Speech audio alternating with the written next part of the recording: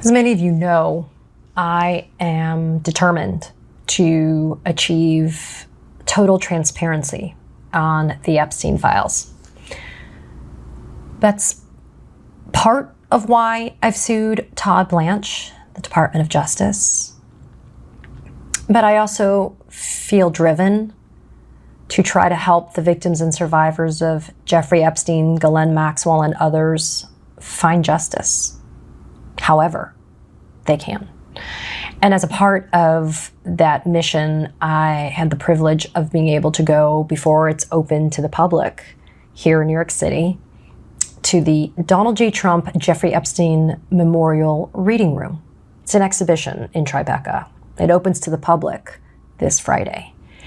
And it is the Epstein files, partially redacted, because that's how they've been released by the Department of Justice so far. And I guess we need more adjectives than just partial, right? Illegally redacted in some ways, messed up with redactions and others, missing millions of documents. But they've been bound. And as you can see on your screen, there are walls of these volumes of the documents, and they are heavy. They are 5+ pounds each, and just millions of pages of documents. It's 3,437 volumes that have been bound of the Epstein file so far. And I was invited to be able to see this exhibition space prior to it being made available to the public. And I went and I had the chance to walk the space. It's 2 stories right now. I mean, that's how much space it needs for the 3 million+ documents that have been released by the DOJ so far. And I had a chance to meet with David Garrett, who, alongside some incredibly brilliant and thoughtful people, this whole reading room is the brainchild of David and these folks. And David and I walked the space together, and he explained why he, as the father of 2 daughters, thought it was important that this exhibition, this reading room, that it came to life. And that he shared my sentiment, which is when you walk in and you just see the rows and rows of volumes of these files, and that you're not watching them through a screen, and you're not divided from the tangible files themselves, that there is this impact that just hits you like a gut punch about what has happened here. And it makes you angry. I felt viscerally angry that there's only 2 people after this multi-decade international trafficking ring of child rape, that there's just Ghislaine Maxwell and Jeffrey Epstein that have faced any measure of accountability for their role in those horrific crimes. How is it possible, when you look at 3,437 volumes and millions of pieces of paper, and you're able to open those volumes and look at them, how is it possible that it's only been 2 people? How? Well, because money, means, and influence has protected people that are complicit and people that were enablers and facilitators, and either turned a blind eye or helped make it possible for these crimes to be committed. And then in the same token, the grotesque and grossly negligent failure to redact the names of victims and survivors, outing several of them when they didn't want to be known, despite the legal requirements of a federal law, the Epstein Files Transparency Act. So David and I walked this space together, and we looked at some of the volumes. All right, and we newly also released looked records at some from of the Special areas of Counsel the Jack reading room, Smith's which include investigation into Donald Trump suggest prosecutors believed they had identified a possible reason for why the president kept more than troves 1,000 of candles in this tribute area. The tribute area centered in the middle of the first floor of the reading room, reminding us that this story is not about Trump. With the midterms approaching, Epstein, Trump is flailing Maxwell so badly, and others. The he's story making Marjorie Taylor Greene look sane. This is just and that another they day. should consistently be centered. And their I know what you're thinking. Brian, why aren't you at the Met Gala? Funny story. We have to be just reminded that this is about them and helping them. find justice, achieve justice, accountability, transparency. I was breathless when I saw the candles, and it was just so beautifully and into Jeffrey Epstein done in the midst marks of the this largest room batch of files shared to date. Walls. The documents put out on Friday shed new light on Epstein's relationships with several prominent figures from the U.S. and UK. They also contain a significant number of uncorroborated kind of have that be that experience. And then there is the most remarkable timeline that has been put up into Jeffrey Epstein marks the largest batch of files shared to date. And so there is the documents put out on Friday shed new light on Epstein's relationships with several prominent figures from the U.S. and UK. And the top line is the Epstein chronology, the bottom line is the Trump chronology, and then in the middle is the Trump-Epstein chronology, the overlap between these two men, one of whom is dead, and somebody who was a sex offender, and that's Jeffrey Epstein, and one who remains alive and is occupying the Oval Office in the White House, who was found liable by a jury for sexual abuse and defamation of my friend E. Jean Carroll, and somebody that has been accused by credible accusers of sexual abuse, sexual assault, inappropriate contact, rape.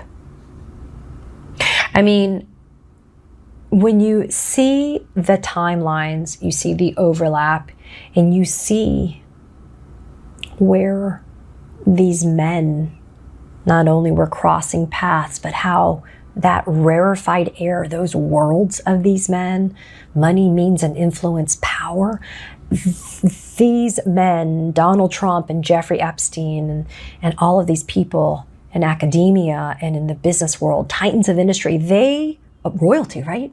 They were occupying this rarefied air that gave them a sense of invulnerability, right?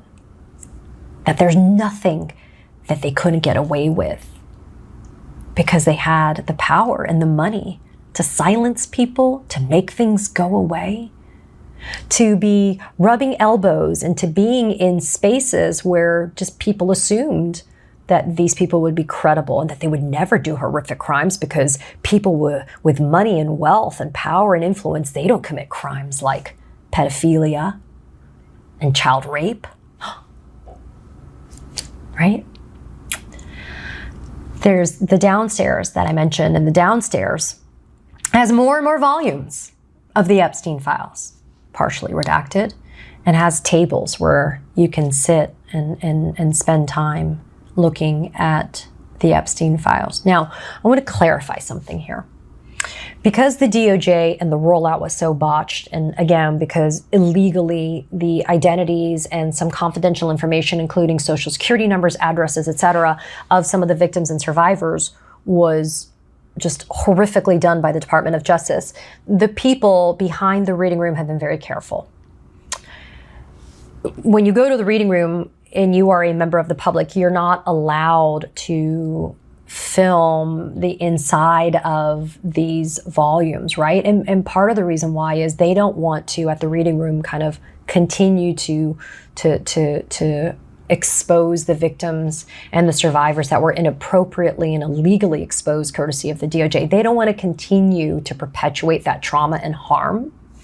The only people that are allowed to, really sit down and go through the volumes are members of Congress, law enforcement, the victims and survivors themselves, and some members of the press, right? So that is the idea behind the reading room for now. The original plan for the reading room was, if the files had been appropriately rolled out, to allow it to be kind of like this open-sourced investigation where members of the American public could come and sit down, or members of the public generally could come and sit down, and they could actually be a part of trying to pull on these investigative threads to be able to add insight. I'll give you a perfect example, right? I'm a former prosecutor, and the way that I look at a document is different than maybe somebody who is never a prosecutor, or even a lawyer for that matter. An accountant, especially one who maybe has some forensic accounting experience, can look at a bank statement or an account statement differently than I would in the absence of experts. Law enforcement may look at a witness statement, may look at a document and have a different eye towards what they're looking for and what they find. And so again, the original idea behind the reading room was to open source the investigation into the Epstein files, and to do so by having the public be a part of taking notes and highlighting and then digitizing all of this information so that people could pull on threads that they find. I mean, that is the basis of my lawsuit, right? I cannot, as a journalist, glean the information that is held beneath that redaction, especially the illegal redactions that were done, and be able to investigate more, right? Like, if there's the name of a possible perpetrator of a crime against a child that's in the Epstein files, and I want to learn more about this possible perpetrator of the crimes, how am I supposed to know who the hell they are if I can't even see their name? And their names are not supposed to be released. So, again, that was the original plan, but because of the way that the DOJ messed up the rollout, they're not able to do that right now at the reading room.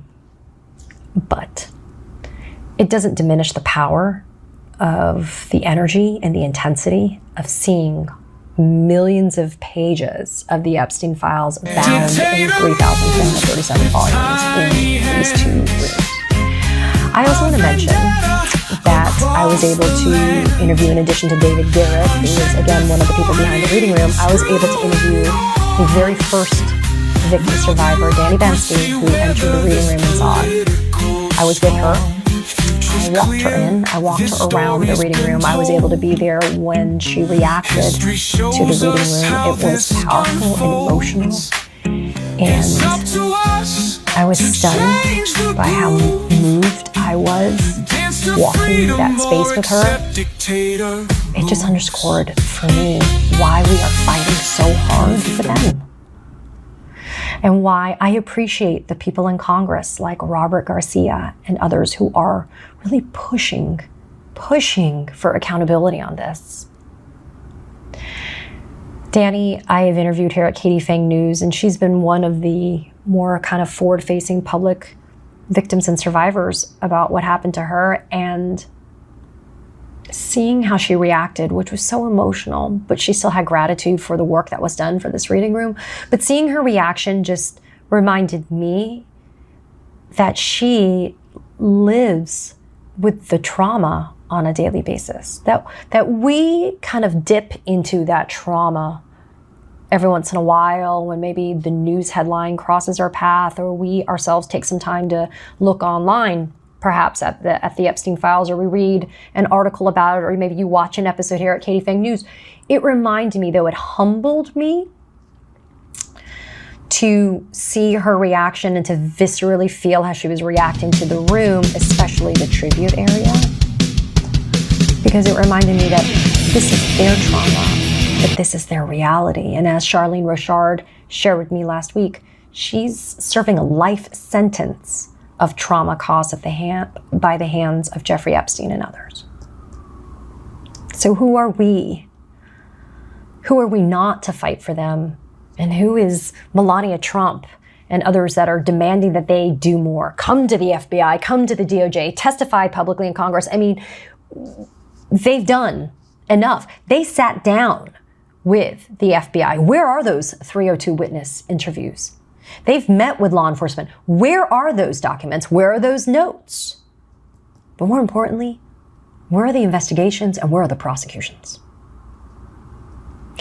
The interviews with David Garrett and Danny Bensky will be here at the Katie Phang News channel shortly, very soon.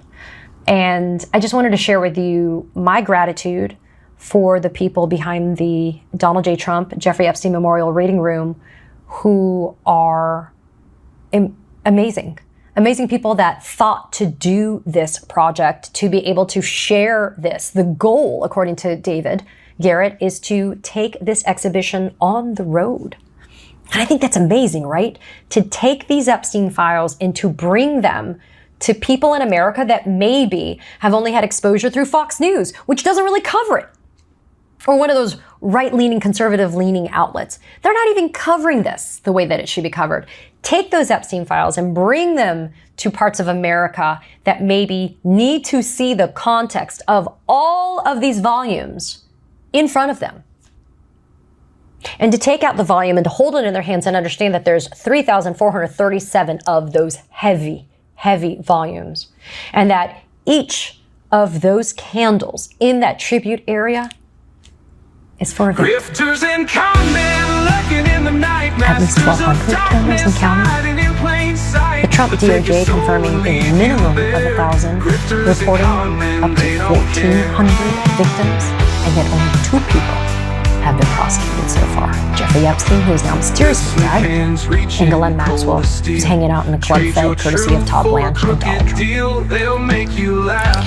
I am honored that I have been entrusted to be able to be a part of this reading room. She thought the clock to introduce had it to all of you. Pam Bondi had changed job titles. I urge you to go online. She had left the building and look She'd handed at the keys the back to the website. I'm Department of including it Justice in the caption below this episode. I also urge you to go to the Trumpsonian, which is this website that is a part of this 501c3, which is this pro-democracy organization that is behind the reading room. So you can check out the work that they're doing and show them support. Because this is the type of creative, outside-the-box thinking we need to continue to put the pressure on Trump and others, and that we get the transparency that we are demanding from these Epstein files, but it also continues to put pressure on Americans to acknowledge that this is the greatest stain on our American history, especially if we allow the cover-up to continue. It's been 30 years, folks, if not longer. It's time, don't you think? Be mad, be outraged, demand accountability. Thank you to all the Epstein survivors and victims for being so brave. That's the type of cage rattling that we need. Katie Phang here. We launched the Katie Phang News Channel in partnership with the Midas Touch Network so we could bring you the latest in legal and political news, straight, no chaser.